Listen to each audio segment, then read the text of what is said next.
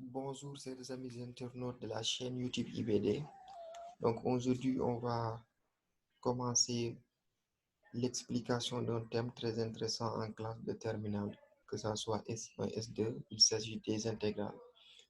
Donc premièrement, on va essayer tout simplement de parler de la notion d'intégrale. Donc on avait dit dans le cours sur les primitives que toute fonction continue sur un intervalle I admet au moins une primitive sur I. Donc, la fonction f définie ici est une fonction qui est continue sur un intervalle i. Donc, elle va admettre au moins une primitive sur i. Mais nous, on va faire notre choix sur deux primitives. Donc, ça veut dire qu'on peut avoir plus de primitives. Mais nous, on se donne uniquement deux primitives.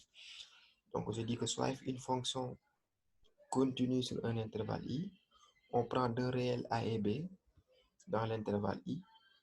F admet plusieurs primitives sur i, mais nous, on fait un choix sur deux fonctions. Donc, grand F et grand G, deux primitives de f sur i. Donc, dans le cours sur les primitifs, on avait dit aussi que deux primitives d'une même fonction diffèrent d'une constante. Donc, ce qui veut dire on peut écrire f de x sous la forme g de x plus une constante c. Donc, maintenant, on a, à partir de cette égalité, on peut remplacer x par b et on aura f de b égale à g de a égale à g de b plus c. Et f de a aussi égale à g de a plus c. Donc, en faisant la différence, on aura f de b moins f de a égale à g de b moins g de a. Ce qui veut dire que la valeur de f de b moins f de a est indépendante de la primitive f choisie. Voilà, donc elle est indépendante, c'est-à-dire que c'est une constante. Quelle que soit la primitive choisie, on obtient tout le temps la même valeur. Je dis que soit f une fonction continue sur un intervalle i, soit grand F une primitive de f sur i, soit a et b deux éléments de f, deux éléments de i. On appelle intégrale de f de a à b ou somme. Une intégrale aussi est une somme. C'est le réel noté intégrale de a à b de f de x dx, qui n'est rien d'autre que grand F de b moins grand F de a, où grand F est une primitive de petit f sur i. Donc, pour calculer l'intégrale de a à b de f de x dx, on doit chercher une primitive de f sur i.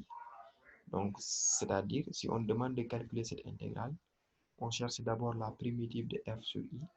Donc, on calcule l'image de b par rapport à cette primitive, moins l'image de a par rapport à cette primitive. Ce résultat nous donne exactement la valeur de cette intégrale. Donc, maintenant, on donne un exemple.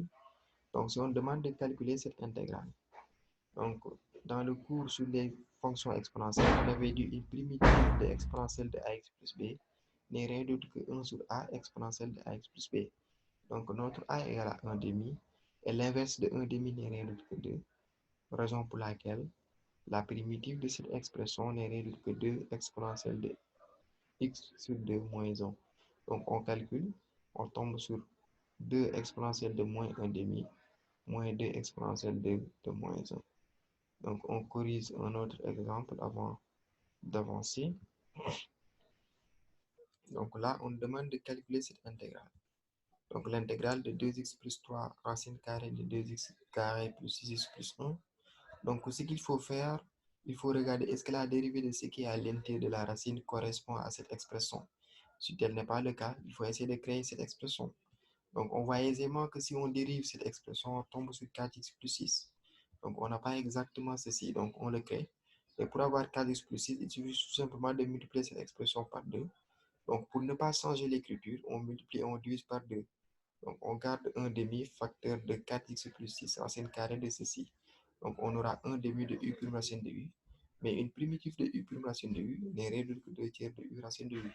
Donc, on aura 1 demi fois 2 tiers de u racine de u entre 0 et 1. L'image de 1 par rapport à cette expression moins l'image de 0 par rapport à cette expression. Donc, maintenant, une remarque très intéressante. Dans l'intégrale de a à b de f de x dx, dx indique que la variable d'intégration est x. Exemple, c'est-à-dire que si on demande de calculer cette intégrale, d de t indique que la variable ici c'est t, d de x indique ici la variable c'est x. Donc, calculer cette intégrale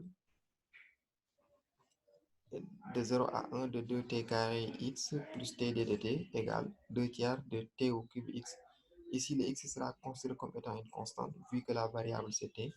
Là aussi, une primitive de t n'est rien que 1 demi de t carré. On calcule l'image de 1 par rapport à cette expression, moins l'élément de 0 par rapport à cette expression, on tombe sur 2 tiers de x plus 1. Là aussi, pareillement, on va faire la même chose. Ici, la variable, c'est x. Donc, ça veut dire que les t seront considérés comme étant des constantes.